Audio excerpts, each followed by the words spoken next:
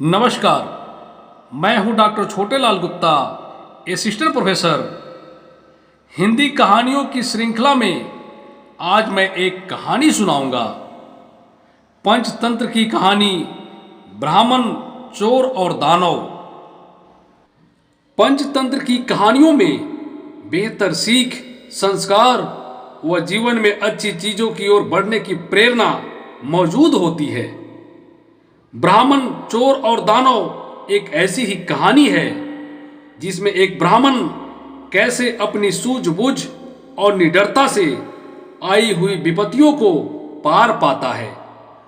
आइए सुनते हैं यह कहानी, ब्राह्मण, चोर और दानव। एक गांव में द्रोण नाम का एक ब्राह्मण रहता था। वह बहुत गरीब था। न उसके पास पहनने के लिए अच्छे कपड़े थे और न ही कुछ खाने को था।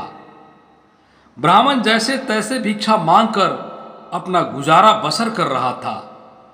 उसकी गरीबी को देखकर एक यजमान को उस पर दया आ गई। उसने द्रोण को बैलों का एक जोड़ा दान में दे दिया। बैलों को गौधन मानकर ब्राह्मण द्रोण उनकी सेवा पूरी लगन के साथ करने लगा। उसे बैलों से इतना प्रेम था कि वो खुद कम खाता था, लेकिन बैलों को भरपेट खिलाता था। ब्राह्मण की सेवा पाने के बाद दोनों बैल तंदुरुस्त हो गए। एक दिन हट्ठे कट्ठे बैलों पर चोर की नजर पड़ गई। बैलों को देखते ही चोर ने मन ही मन बैलों को चुराने की योजना बना ली। योजना बनाने के बाद रात होते ही चोर ब्राह्मण के घर बैल चुराने के इरादे से निकल गया।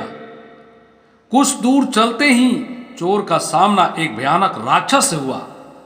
राक्षस ने चोर से पूछा, तुम इतनी रात को कहां जा रहे हो? चोर ने कहा, मैं ब्राह्मण के यहां बैल चोरी करने जा रहा हूं।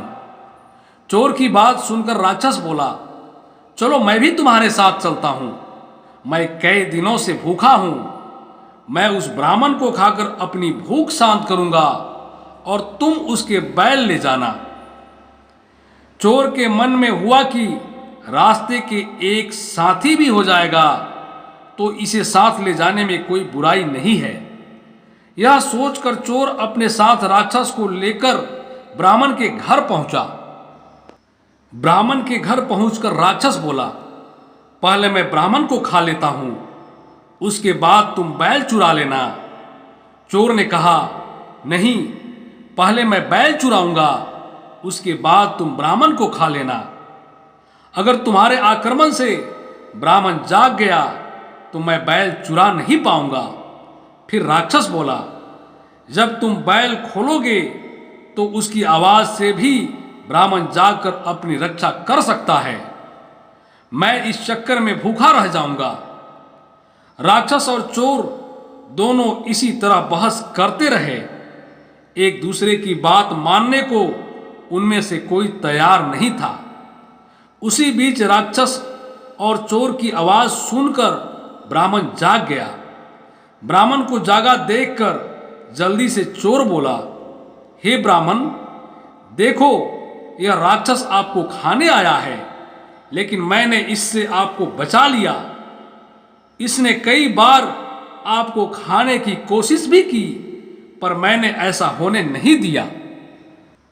चोर की बात सुनकर राक्षस ने भी तुरंत कहा, नहीं ब्राह्मण, मैं आपको खाने नहीं बल्कि आपके बैलों की रक्षा करने के लिए यहां आया हूं। यह चोर आपके बैल चुराने आया था। दोनों की बात सुनकर ब्राह्मण को शक हुआ। खतरे को भांपते हुए ब्राह्मण ने फटाफट डंडा उठाया और दोनों को भगा दिया। कहानी से सीख, हमें हमेशा परिस्थिति के अनुसार काम करना चाहिए, जैसे इस कहानी में ब्राह्मण ने किया। उसे चोर व राक्षस की बात सुनने के बाद अपनी आत्मरक्षा के लिए डंडा उठा लिया, जो उस परिस्थिति के लिए बिल्कुल सही था।